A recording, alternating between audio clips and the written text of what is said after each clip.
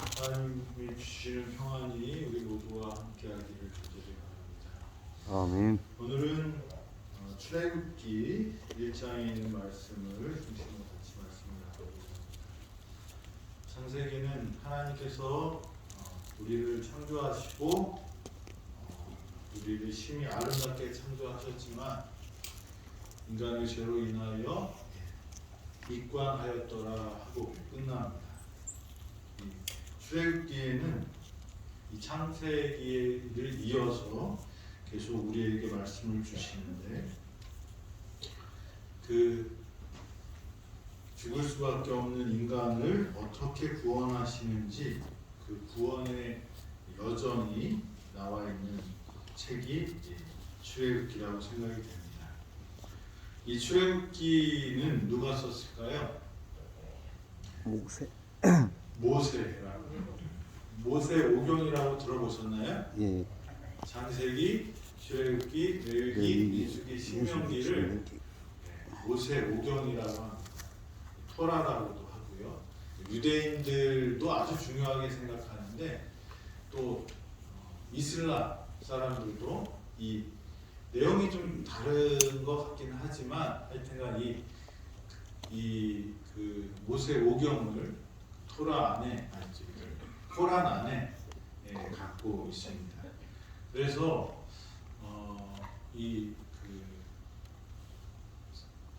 이스라엘 사람들이 그 아주 중요하게 여기는 책이 이 토라라고 그래요. 이 모세 오경을 중요하게 생각하는데 옛날에는 성인식 할 때 이 책을 다 외워버렸대요.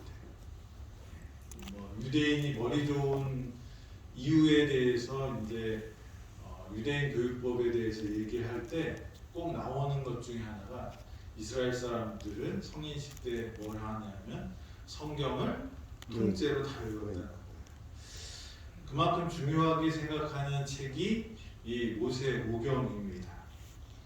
우리 그 기독교도 이 신앙의 기본을 이 모세가 우리에게 책으로 써서 전해줬다고 생각합니다. 그래서 십계명이 어디 나오죠? 출애굽기에 나옵니다. 그래서 하나님의 어떤 속성과 하나님에 대한 그 어떤 관계, 사람과의 관계 이런 것들을 잘 규정하고 또 설명한 책들이 이 토라 모세 오경에 이렇게 나와 있습니다. 출애굽기는 처음부터 출애굽기라고 불리지 않았다고 합니다. 웰레 쉐모트라고 이렇게 불렸대요. 이스라엘 사람들한테, 히브리 사람들한테. 왜냐하면 히브리 사람들은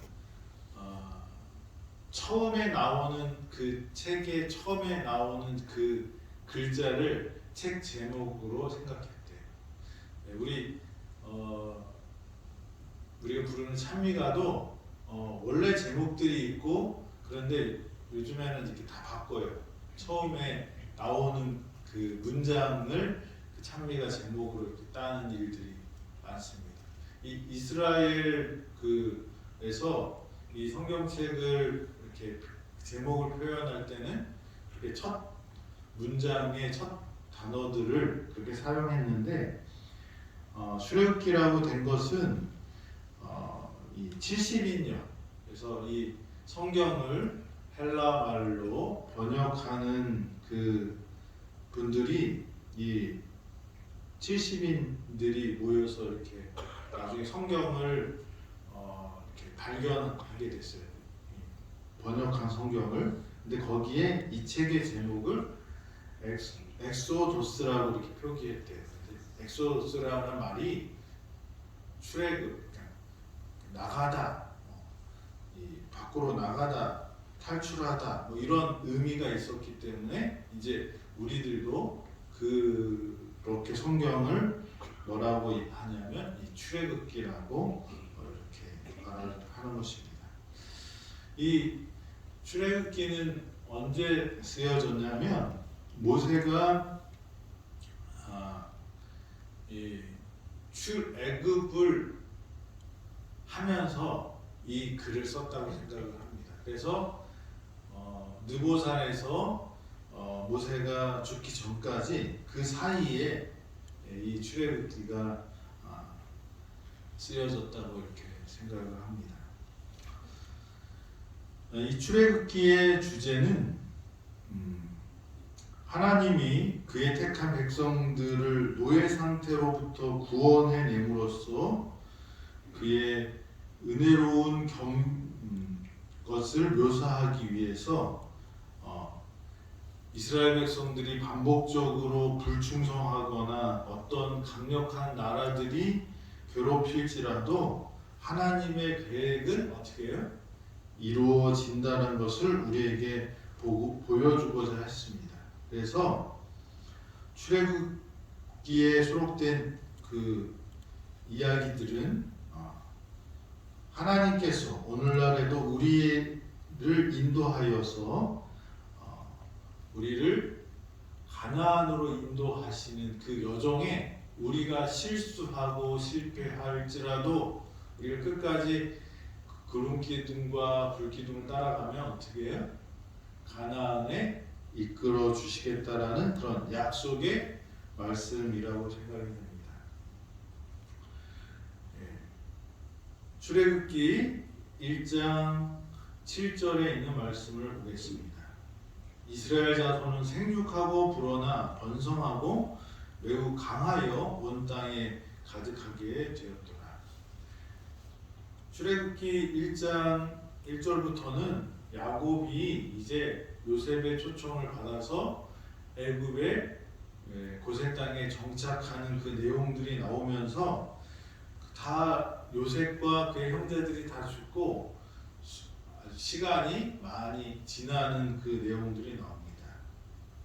그런데 그 세월 동안 이 이스라엘 백성들은 더욱 번성합니다. 더욱 강해집니다. 그래서 70명이 왔던 그 이스라엘 백성들이 나중에 출애굽을 할 때는 200만이 되는 그런 큰 나라가 되어서 이렇게 출애굽을 하는데 그 과정이 취약되어 있습니다. 그러면서 이 1장 8절에는 요셉을 알지 못하는 새 왕이 일어나 애굽을 다스리더니 이렇게 나와 있습니다. 애굽에 온 지 400년 동안 이스라엘 백성들은 번성하고 강성해져서 아주 온 땅에 충만하였다라고 이렇게 표현합니다. 그런데 애굽에 무슨 일이 있냐면 새 왕이 일어났어요. 이 새 왕은 그냥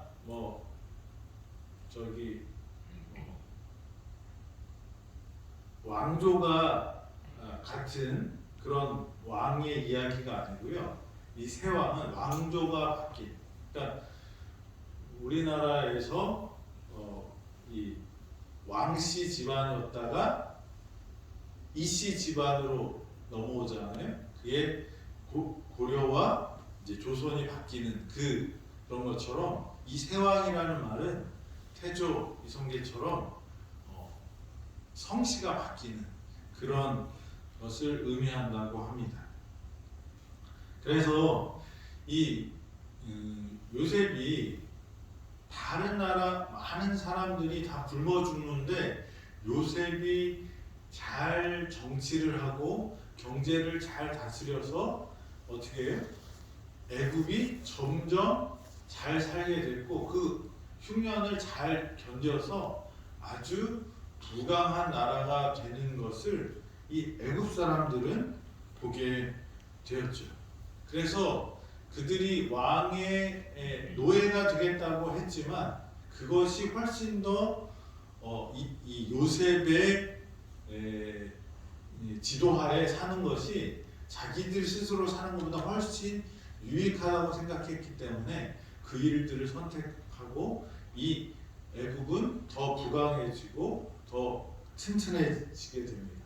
그런데 그렇게 돼서 이 요셉을 존경하고 그 다음에 사랑했던 사람들이 점점 이제 세월이 가면서 잊혀지는데 또 이 왕조가 달렸는데 요셉이 있을 때 왕조는 그 힉소스 왕조라고 하는데 거기는 아세아 그러니까 예루살렘이 있는 그 가나안 땅 그 근방은 아시아라고 중동이라고 그러잖아요. 근데 그 근방에 있는 사람들은 이 아프리카 쪽 사람들하고는 좀 민족이 다른데 그쪽 위에 힉소스 왕조 사람들이 이제 내려와서 애국을 통치하고 있었어요. 그러니까 메소포타미아에서 왔던 아브라함과 이 힉소스 왕조는 거의 비슷한 아시아계 사람이었고 애굽에 살던 사람들은 뭐예요? 좀 아프리카계니까 좀 다른 그런 모습과 풍속이 있었습니다. 근데 이 왕조가 바뀌면서 생김새도 다르고 이스라엘 사람들은 애굽에 왔지만 애굽화 되지 않기 위해서 요셉이 어디 땅에서 살자고 그래요?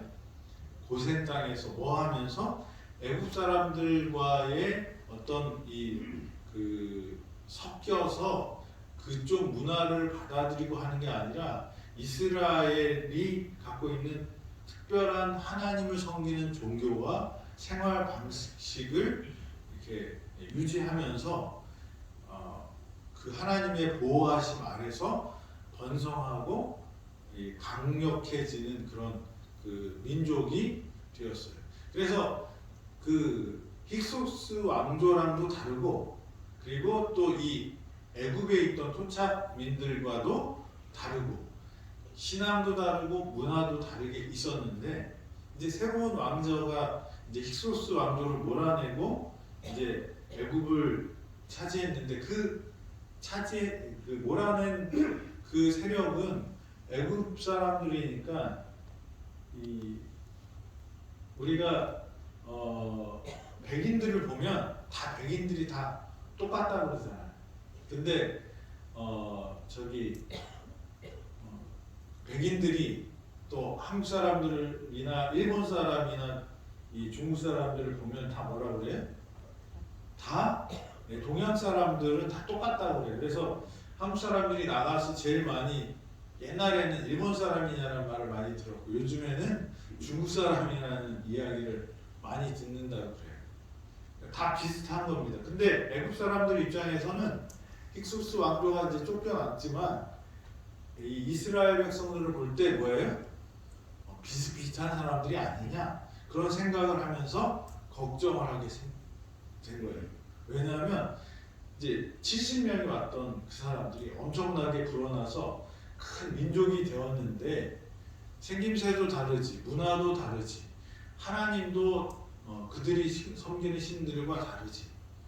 그런데 이런 이질적인 존재가 어디에 있어요? 애굽 나라 안에 있는 거예요. 그러니까 만약에 외국에서 우리 다시 힉소스 왕조 같은 외부에 있는 정령군들이 쳐들어오면 이 이스라엘 사람들이 어떻게 해요? 거기랑 내통해서 우리를 멸망시킬 수도 있다 라는 생각을 가지게 됩니다. 그러면 어떻게 해야 돼요? 다 죽여버리든지 어떻게 해요? 쫓아내야 되는데 이스라엘 백성들이 잘하는 일들이 많아요. 목축도 했지만 이 집 짓는 기술도 좋고 뭐 이렇게 되니까 그렇게 다 몰아내고 없애버리는 것보다 뭐가 나을 것 같아요? 일을 시켜먹으면 좋겠다. 그래서 이 사람들이 이 이스라엘 사람들을 노예화합니다. 그래서 그 전에는 요셉 때문에 세금도 안 내고 아주 좋은 땅에서 편하게 살다가 그 그 힉소스 왕조가 간 다음에 새 왕이 일어나서 요셉을 모르는 사람들이 너희들 왜 세금도 안 내? 그럼 뭐 하면서 이제 꼬투리 잡아서 뭘 합니까? 노예로 만들어서 큰 성들을 짓고, 애굽에 가면 피라미드 같은 거 있잖아요. 그런 것들을 만드는 노동력으로 이스라엘 사람들을 이용하게 되는 것입니다. 그래서 이제 이렇게 괴롭히면 어떻게 돼요? 힘들면 그 사람들이 점점 힘드니까 어떻게 해요? 사람들이 줄어들 거라고 생각했는데 그렇게 일을 막 시키는데도 어떻게 해요? 아이들이 잘 태어나는 거예요. 민족이 줄어들어야 되는데 줄지 않고 어떻게 해요? 점점 많아지는 거예요. 그러니까 산파를 부릅니다. 애기 받는 그 사람들을 불러서 명령을 해요. 무슨 명령이죠? 애가 태어나면 죽여버려요. 근데 이 산파들이, 이스라엘 사람들의 산파들이 뭘 알았냐면 이스라엘 사람들이 번성하는 이유를 알았어요. 이스라엘 사람들이 믿는 하나님을 알았어요. 그래서 이 산파들이 하나님을 두려워하기 때문에 뭐 하지 않아요? 못 죽여요? 애기들을 죽이지 않아요. 성경에 보면 애기들을 죽이는 일들이 나와요. 헤롯이 누굴 죽였어요? 2살 밑에 아이들을 다 죽여요. 베들레헴 근처에. 왜 그랬을까요? 마귀가 가장 싫어하는 일이 뭘까요? 우리가 구원받는 걸 싫어해요. 근데 구원 받으려면 하나님께서 창세기 3장 15절에 구원의 약속을 주셨어요. 우리가 죄를 졌을 때, 아담과 하와가 죄를 졌을 때 이제 그 에덴 동산을 떠날 때 하나님께서 떠나기 전에 이제 예언을 주시는 거예요. 그게 뭐예요? 창세기 3장 15절에 구속의 경륜입니다. 뱀으로 상징된 마귀와 여자로 상징된 사람들의 대표와 뭐가 돼요? 원수가 되는데 그 여자의 후손이 태어나면 어떻게 해요? 뱀은 그게 뒤꿈치를 물고 그 여자의 후손은 어떻게 해요? 뱀의 머리를 빻고 승리하겠다라는 예언을 주십니다. 그 여자는 교회를 의미하고 그 여자가 이 누구라고 이제 주신 거예요? 아브라함에게 이제 너의 씨에서 뭐가 나온다? 메시아가. 그래서 아담은 처음 가인이 태어났을 때 이 가인이 그 약속한 여자의 후손일까? 그렇게 생각했대요. 근데 살인하니까 아니다. 계속 태어나는 사람들마다 아브라함은 누굴 기다렸어요? 이 뱀의 머리를 깨트릴 그런 메시아를 기다렸어요. 이렇게 쭉 오다가 누구에게 그것을 넘깁니까? 아브라함을 하나님께서 부르십니다. 그래서 이 그 부조들의 역사들을 보면 그것은 메시아를 기다리는 인류의 모습이에요. 선악간의 대쟁투에서 그 승리할 수 있는 비결을 하나님께서 이야기하셨는데 그것은 뭐냐면 여자의 후손이 태어나서 그 뱀의 머리를 깨부시는 일이 있을 거라는 예언이 있었잖아요. 그것을 이루는 것이 우리 지구의 역사였어요. 그래서 그런 약속을 가지고 태어나는 사람을 어떻게 해요? 없애는 것이 누가 이기는 거예요? 사단이 이기는 거예요. 그래서 사단은 계속적으로 이 히브리 사람들 아브라함의 자손이 태어나지 못하게 하려고 했고 이삭, 야곱, 그 다음에 이 야곱의 그 자손들을 다 죽이는 것이 목적이었기 때문에 그렇게 합니다. 하지만 하나님께서는 어떻게 해요? 하나님이 누구보다 세요? 마귀보다 세요. 그래서 하나님은 계속 보호하십니다. 그걸 누가 알았냐면 산파들이 알아요. 그래서 산파들이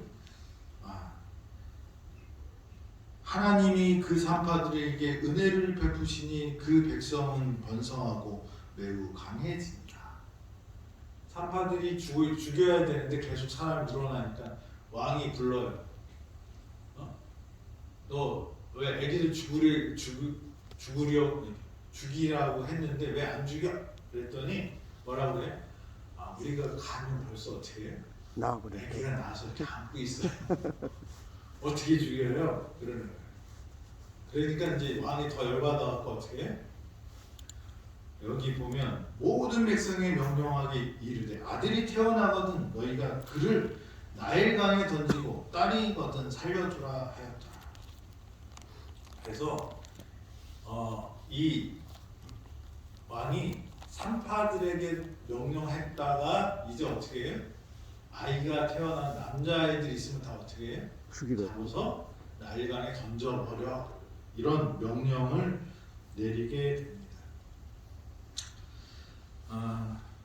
출애굽기 1장은 이 하나님의 보호하심으로 이스라엘 백성들이 고센 땅에서 애굽에서 번성하고 강성해지는 그 이야기가 있으면서 마지막에는 어떻게 해요?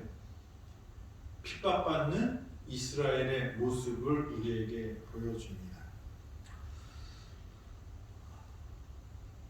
우리가 살고 있는 이 삶이 출애굽기 1장의 내용과 비슷할 수 있어요. 우리가 사는 데는 어디예요? 하늘나라가 아니에요. 우리는 하늘나라가 우리의 고향입니다. 그래서 우리가 어디로 가야 되냐면 하늘 본향으로 가야 돼요. 근데 애굽이 너무 편하고 너무 좋고 너무 사랑해서 거기에 우리의 마음이 있으면 우리가 애굽을 떠날 수 있어요? 없어요? 없어요. 사람은 편하고 익숙한 걸 좋아해요. 근데 우리가 약속의 땅에 들어가야지 진짜 행복하고 진짜 행복할 수 있기 때문에 우리에게 하나님께서는 약간의 뭘 허락하셔요? 핍박도 허락하십니다. 그런데 중요한 것은 여기에서 애굽의 왕이 이스라엘 백성들을 죽이려고 했지만 그 죽이려고 했던 그 아이들 중에서 누가 태어나요? 이스라엘을 구원하는 모세가 태어납니다. 그래서 우리를 가나안으로 인도합니다. 우리가 사는 세상이 지금 힘들고 어렵고 또 아프고 그런다 할지라도 여러분들 걱정할 필요가 없어요. 이것은 우리에게 뭘 주시기 위함이에요? 하늘 가나안을 주시기를 위함인 것입니다. 저와 여러분들이 그 하늘 가나안에 들어가는 사람들이 되길 바랍니다. 이 아무리 사탄이 우리를 죽이려고 하고 괴롭히려고 하지만 좀 짐이 무거워지고 또 더 고생스럽게 일을 한다 할지라도 하나님이 우리와 함께 하시면 그것을 우리가 다 극복하고 더 번성하고 강성해지는 것이 이 출애굽기 1장의 내용입니다. 좀 힘들더라도 하나님이 우리와 함께 하실 것이라는 약속을 믿고 우리가 하늘 갈 길을 준비하는 하나님의 백성들이 되기를 바랍니다. 아멘. 하나님을 두려워하는 사람들은 하나님께서 어떻게 해요? 은혜를 베푸신다고 말씀하셨어요. 그래서 산파들 또 이스라엘 백성들이 더욱 강성해지고 번성하는 일이 일어났다는 사실을 기억하시면서 저와 여러분들이 하나님께 은혜를 입는 그 은혜의 자리로 나가는 저와 여러분이 되기를 바라면서 오늘 말씀 드리겠습니다. 아멘. 기도하겠습니다.